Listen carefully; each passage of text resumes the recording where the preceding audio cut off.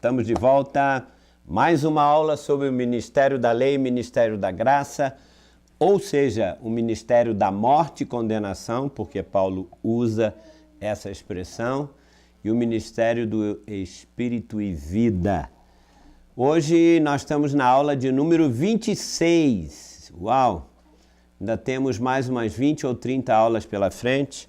Minha intenção é abordar praticamente tudo que estão nas epístolas de Paulo, para que cada um possa ler, absorver e depois ver qual é a diferença realmente entre a lei e a graça. Você que já está acompanhando essas aulas, aliás, se alguém está começando agora, é importante que volte lá, vá no YouTube. Você pode ir no YouTube e escreva Missão do Farol. Vai abrir lá a página, você pode... como é que é o nome?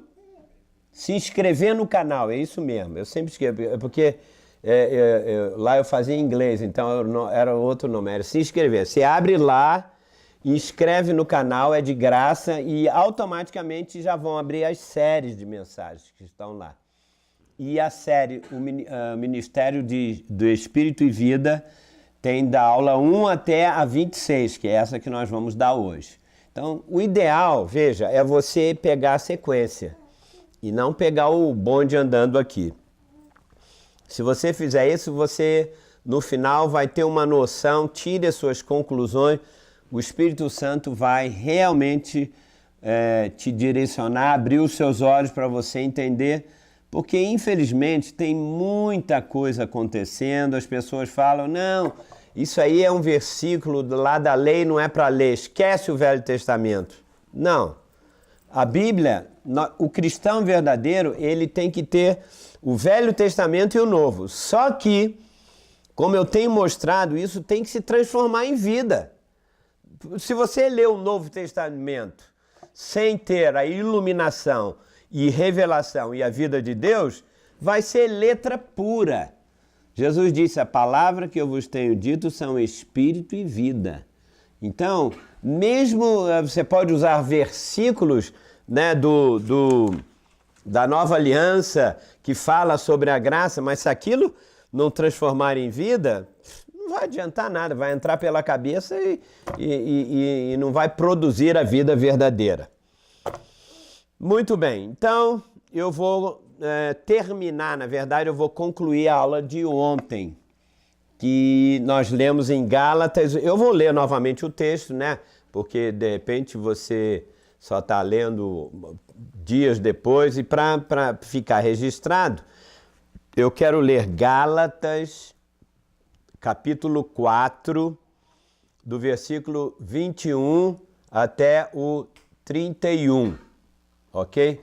Né? Nós estamos falando sobre a diferença entre Sara e a escrava Agar, né? Que era a concubina de Abraão, e Paulo usou a diferença entre as duas para falar da nossa relação com a legalismo, a lei, a prática da lei e a prática das coisas da graça de Deus. Posso ler o texto então? Vamos lá.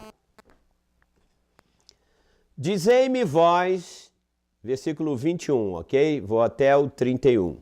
Dizei-me vós o que quereis estar sob a lei. Acaso não ouvis a lei?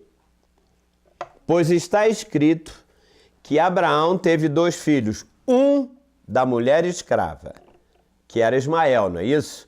E o outro da mulher livre, que era Sara, que foi Isaque. Mas o da escrava nasceu segundo a carne, ou seja, foi segundo a vontade de Abraão, da carne. Não foi segundo a promessa do Espírito.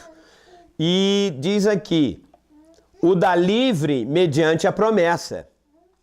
Estas coisas são alegóricas, porque estas mulheres são 2 alianças. Uma, na verdade, se refere ao Monte Sinai na Arábia e corresponde a Jerusalém atual, que está em escravidão com os seus filhos. Mas a Jerusalém lá de cima, ela é livre, a qual é nossa mãe. Porque está escrito: alegra-te, ó estéril, que não dás à luz, exulta e clama, tu que não estás de parto, porque são mais numerosos os filhos da abandonada do que os da que tem marido. Vós, porém, irmãos, sois filhos da promessa, como Isaque. Lembra, Isaque nasceu da promessa que Deus deu a Abraão e Sara, os dois sendo velho e ela sendo já não tinha mais como ter filho. Ela era estéril. Mas Deus prometeu e o que ele fala, ele promete e ele cumpre. Então, o Isaque nasceu exatamente da promessa. Isso aqui é graça de Deus. Não o Ismael, que nasceu segundo a vontade da carne. Abraão teve que coabitar com Agar, né, que era concubina, e quando nasceu, Deus disse: não, esse não é filho, não. Tudo só vale para Deus quando é por graça, é pela vida de Deus, quando o homem não pode fazer absolutamente nada. Muito bem, continuando, diz aqui: vós, porém, irmãos, sois filhos da promessa como Isaque. Como, porém, outrora, o que nascera segundo a carne perseguia o que nasceu segundo o Espírito, assim também agora. Realmente, se você for lá em Gênesis, você vai ver quando nasceu Isaque, o Ismael perseguia, era uma luta tremenda. A mesma coisa acontece. Se Ismael representa a carne ou a lei sempre, a gente sempre quer fazer alguma coisa em cima dos rituais da lei, porque acha que não é suficiente viver por graça. Eu acho que é uma natureza humana, ela é terrível, mas nós temos que viver por fé, e fé é consequência de um relacionamento, como eu disse para vocês, de ter noção do amor de Deus para conosco. Muito bem, como porém outrora, continuando o texto, o que nascera segundo a carne, perseguia o que nasceu segundo o Espírito. Assim também agora. Contudo, o que diz a Escritura? Lança fora a escrava e o seu filho, porque de modo algum o filho da escrava será herdeiro com o filho da livre. E assim, irmãos, somos filhos, não da escrava e sim da livre. Eu terminei na última aula, eu fiz uma pergunta e disse, né? Afinal de contas, a vida espiritual, ela tem que ser vivida por obras ou ela tem que ser vivida por fé? Essa é uma pergunta que eu acho que muita gente não saberia como responder. Eu quero dizer o seguinte, na verdade, existem dois tipos distintos de obras. Primeiro são as obras da lei, ok? As obras da lei, elas exigem sacrifícios por parte do homem. O homem tem que fazer alguma coisa. Tem que ter esforço do homem, certo? E a segunda obra são as obras da fé. Quais são as obras da fé? Primeiro, elas não exigem sacrifício nenhum do homem, porque essas são as da lei. As obras da fé, na verdade, são todas aquelas obras que Deus preparou de antemão, Paulo diz isso, para que nós andássemos nelas. Ou seja, eu já tenho falado que as obras da graça, as obras da promessa, né, as obras da fé, elas são na base da confissão. Ou seja, essas obras estão dentro da vontade perfeita e soberana de Deus. Não é algo que o homem quer fazer por ele mesmo. Você quer ver uma coisa? Vamos a Hebreus. Aliás, pregar sobre lei e graça, a gente tem que ler o livro de Hebreus, né? E eu quero ler no capítulo 4, versículo 1 até o versículo 3. Esse texto aqui é muito importante. Paulo diz assim: temamos, portanto, que sendo-nos deixada a promessa de entrar no descanso de Deus, suceda parecer que algum de vós tenha falhado. Uau, o que ele está querendo dizer com isso? Bom, vamos terminar primeiro de ler. Porque também a nós foram anunciadas as boas novas, como se deu com eles. Com eles quem? Com o povo judeu. Eles receberam também as boas novas, assim como nós. Paulo, mais uma vez, está fazendo aquelas comparações. Porque também a nós foram anunciadas as boas novas, como se deu com eles. Mas a palavra que ouviram não lhes aproveitou, visto não ter sido acompanhada por fé naqueles que a ouviram.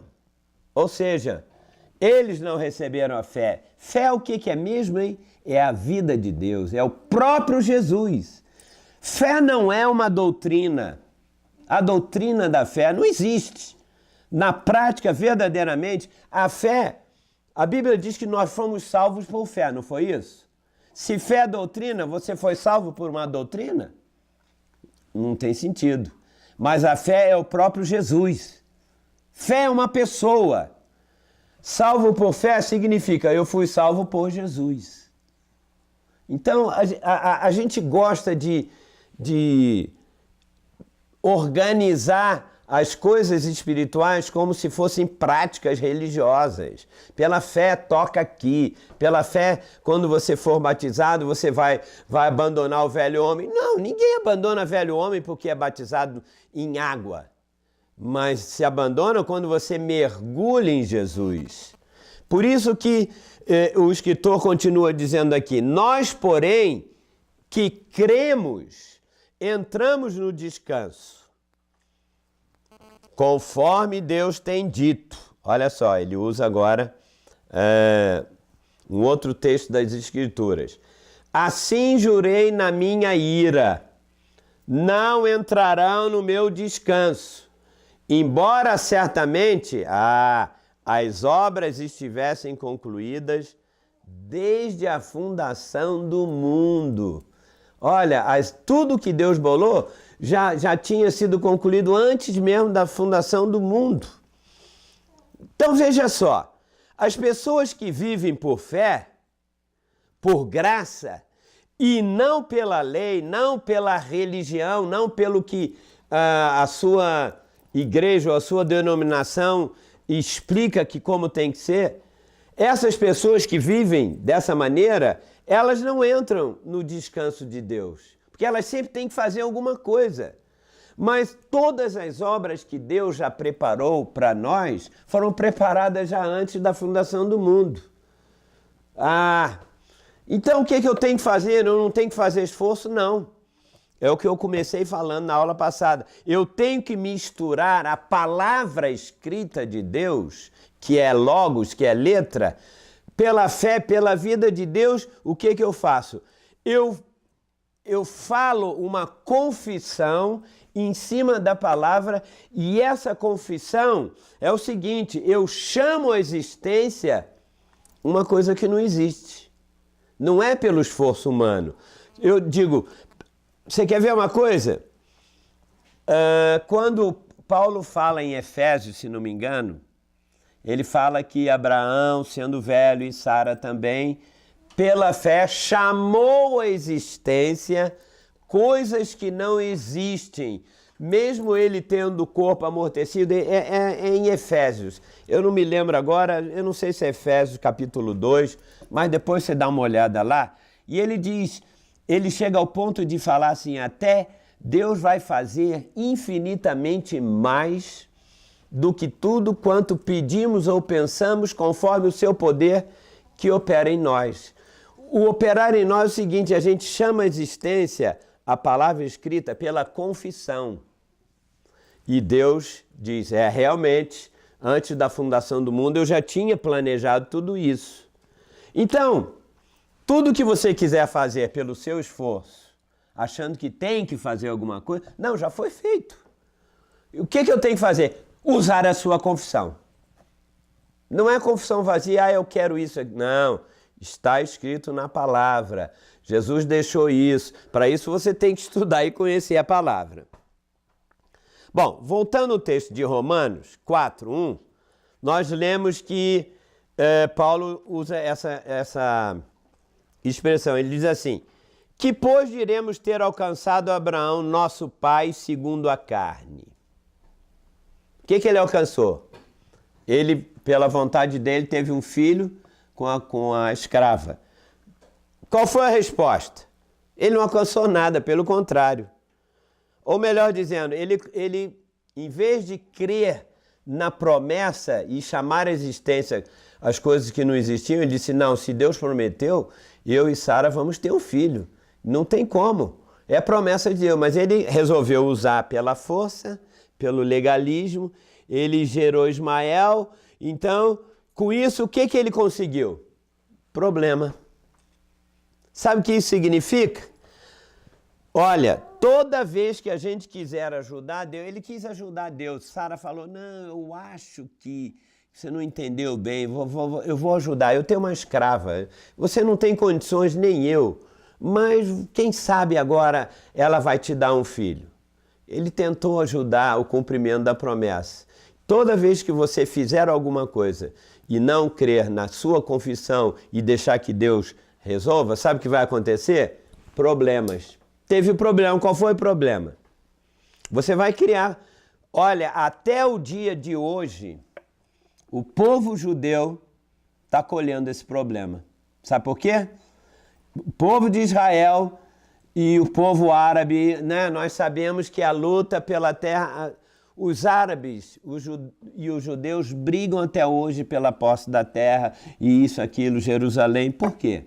Porque Abraão tentou fazer por esforço próprio. Assim como o nosso amigo Isaac era perseguido por Ismael, que era o filho da escrava, até hoje o povo judeu é perseguido. A mesma coisa, mas toda vez que Israel, ou eu ou você, confiar na promessa de Deus e chamar ela à existência, Deus vem e faz um milagre.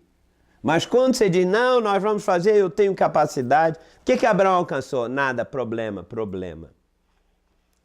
Conclusão, a vida espiritual só tem uma maneira de viver, é pelo Espírito de Deus. E se você usa o Espírito de Deus, você não pode usar nenhum ritual. Você tem que chamar a existência. Isso é tremendo. Porque a Agar representa o quê? Nada mais do que a escrava. Ela representa a velha aliança, que toda a velha aliança, que basicamente são 4.000 anos, sempre dependia do homem, o quê? Se esforçar. Se vocês fizerem isso e cumprirem a lei, cumprir aquilo e tal, vocês serão abençoados. Se eles não cumprirem, eles serão amaldiçoados. Então, não adianta. Agar ou Ismael não tem absolutamente nada a ver comigo e com você, com o povo de Deus. Então, qual é a obra de Deus? Essa é uma boa pergunta. O que nós devemos fazer para cumprir a obra de Deus? Você já pensou nisso? Você sabe que uma vez os discípulos chegaram para Jesus, eles viram muitas coisas, e os discípulos chegaram para Jesus e perguntaram para ele, tá bom, Jesus, resumindo, o que nós devemos fazer para realizar as obras de Deus? Talvez você deve estar se perguntando também. Então, eu vou ao texto, porque se eu disser para você, você vai dizer, isso é muito simples. Eu vou te dizer o que Jesus respondeu para os discípulos. Vamos lá? Olha só, deixa eu abrir aqui. Evangelho de João, capítulo 6. Eles perguntam, é tão simples. Olha, todo mundo sofre para pregar o evangelho. Não tem que sofrer. Né? Acha que tem que isso e aquilo. Não é por esforço e por violência, disse o profeta. É o quê? Pelo Espírito de Deus. Vamos lá, João capítulo 6, versículo 28 e 29. Eu vou logo direto ao ponto. Dirigiram-se, pois, a ele perguntando, os discípulos chegaram a Jesus, ok? Perguntando, olha a palavra que eles fizeram.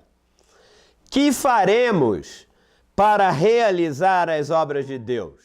Nossa, não é isso que você deve estar fazendo. O que eu vou fazer para realizar as obras de Deus? Chegou mais uma aluna aí.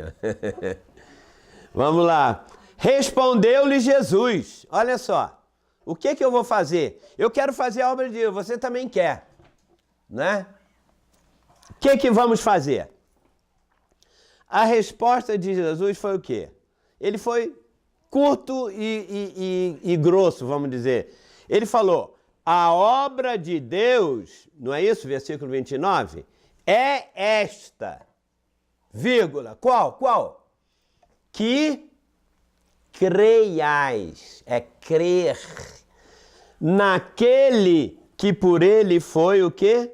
Enviado. Ou seja, para fazer a obra de Deus, eu não preciso praticar ritual, eu preciso tão somente crer. A igreja, segundo Isaac, que vive pela graça de Deus, ela crê que Deus já realizou, que Deus já deu o aval, já fez. Então ele só chama a existência como? Como é difícil falar na hora, né? A gente fica, não vou falar, será que eu vou orar? O cara vai ficar curado?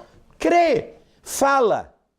Será que eu vou lançar agora uma palavra e o camarada vai se converter, se ele vai crer em Jesus? Você não pode converter ninguém. Você não pode curar.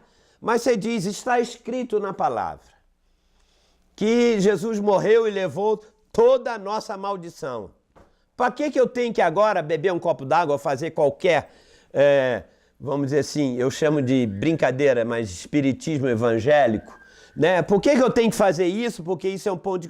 Ei, se está na palavra, automaticamente a palavra tem que ser cumprida. É crer. A obra de Deus é crer. Jesus cumpriu todos os rituais, toda a lei em 3 anos e meio, acabou no ministério terreno e acabou. São alegóricas, como diz aqui o texto, essas duas mulheres. Conclusão. Qualquer cristão, qualquer pessoa que quer guardar a lei, tentando cumprir seus mandamentos, tentando fazer tudo isso, eu chamo essa pessoa de cristão concubina, cristão H. Não, eu tenho que fazer alguma coisa e tal. Ou seja, cristão escravo. Ele precisa da lei para estimular uma fé. Não, a fé não precisa ser estimulada. Ele disse, não, eu vou fazer assim, que aí o povo vai... Eu vou tirar uma oferta, vem, traz aqui, traz... Já está escrito, a palavra diz que quem honra a Deus ou quem faz... que crê, confessa a palavra, Deus, eu confesso e Deus manda os sinais. Essa que é a verdade. Não é? Agora eu vou assustar muitas pessoas aqui também. Olha, eu vou ler um texto agora de Gálatas. Eu já disse que vou esmiuçar Gálatas versículo por versículo, mas eu tenho que pegar alguns, né, para mostrar para você que a coisa é séria mesmo. No livro de Gálatas, capítulo 5, esse é um dos versículos mais mal interpretados, completamente fora do contexto. Você quer ver? Eu vou ler de 1 a 4, tá bom? Diz aqui, para a liberdade foi que Cristo nos libertou, não é isso?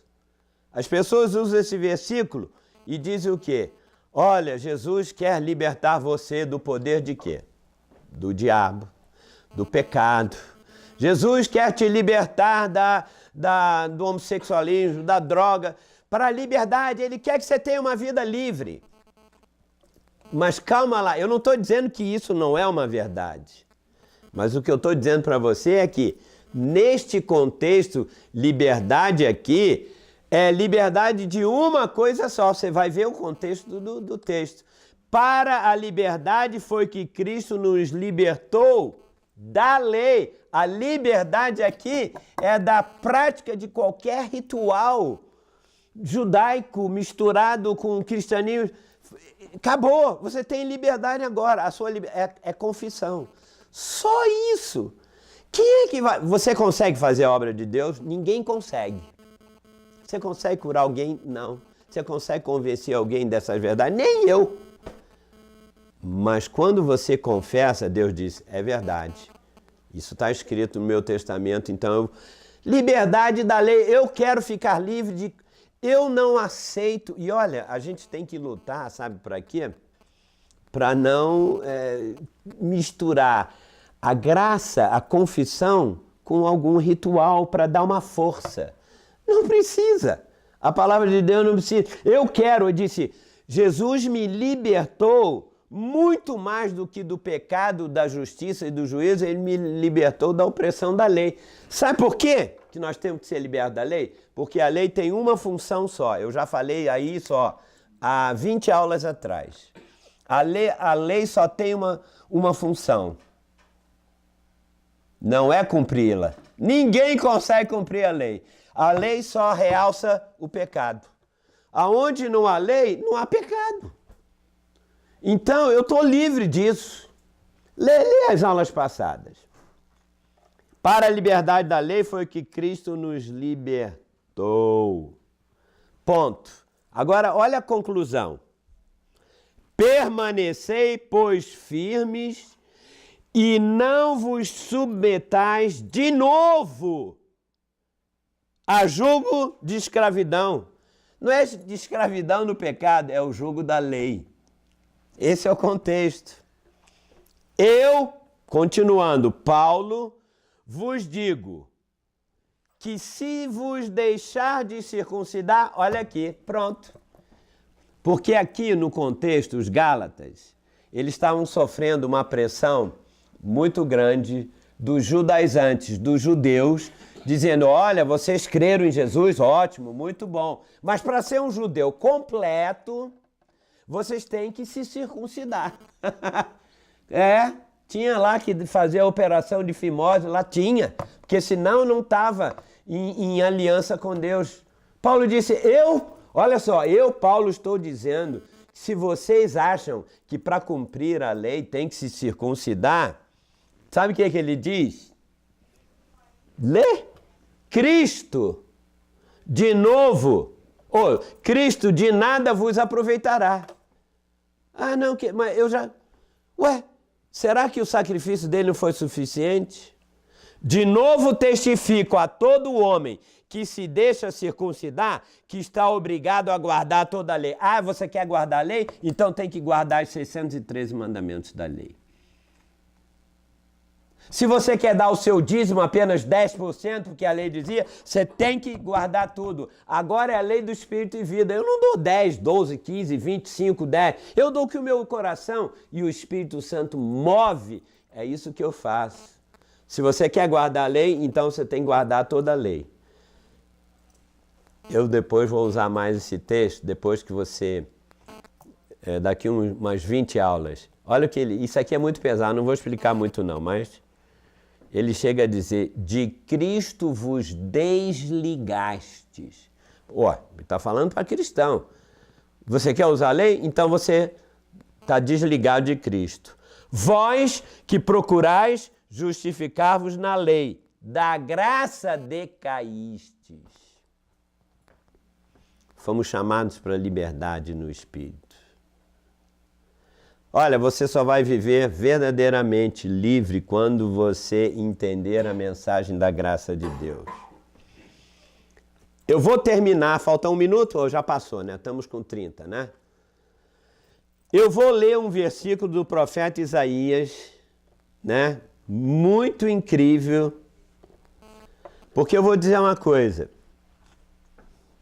A última frase, se você não entendeu nada da aula passada e dessa, você vai entender esse versículo, isso vai resumir tudo. Eu vou ler Isaías 64, versículo 4. Nós vimos no início, né, que temos que entrar no descanso do Senhor, porque Ele mesmo vai realizar a palavra dele, cumprindo a promessa dele. Olha o que Isaías profetizou falando, que verdade. Termino com isso.